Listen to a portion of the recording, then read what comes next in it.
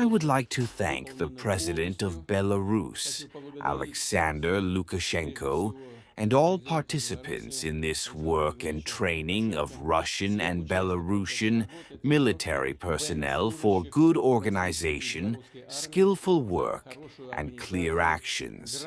Such joint work, of course, strengthens our military brotherhood, unity of units and units. It is also important to further increase the level of training of strategic and tactical nuclear forces, to develop all their components.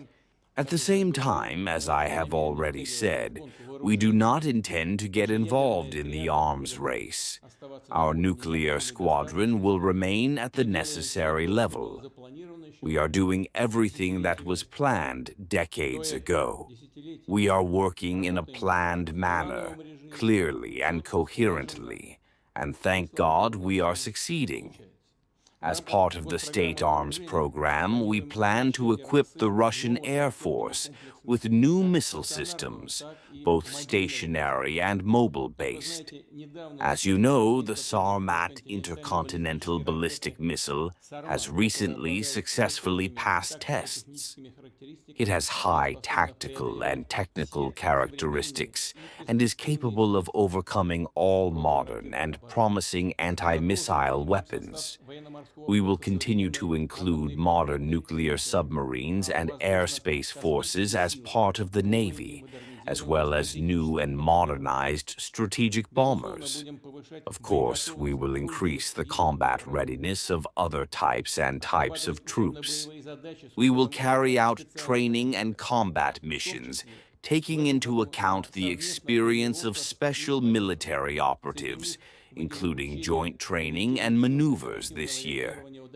Among them, we will highlight the joint training and maneuvers of the Joint Defense and Cooperation Forces of 2026 on the Russian territory and the peacekeeping forces of the Joint Defense and Cooperation Forces of the Unbreakable Brotherhood of 2026 on the territory of Belarus.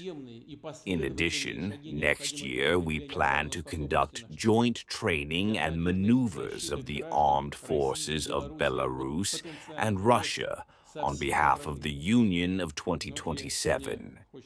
Such systematic and consistent steps are necessary to strengthen the defense capabilities of our countries and to protect the citizens of Russia and Belarus from potential threats from all directions. I would also like to highlight the well-coordinated work of our Belarusian colleagues and friends, partners, and allies, as well as the bombardment aircraft capable of carrying special charges and medium-range weapons.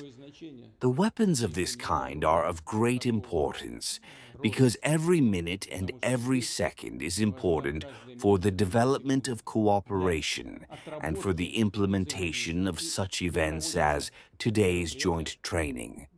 Mr. President, thank you very much for your participation.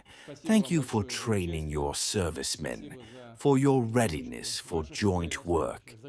I would like to ask the Russian Defense Minister to convey, as I have already said, the very best words of gratitude to the servicemen who took part in today's training.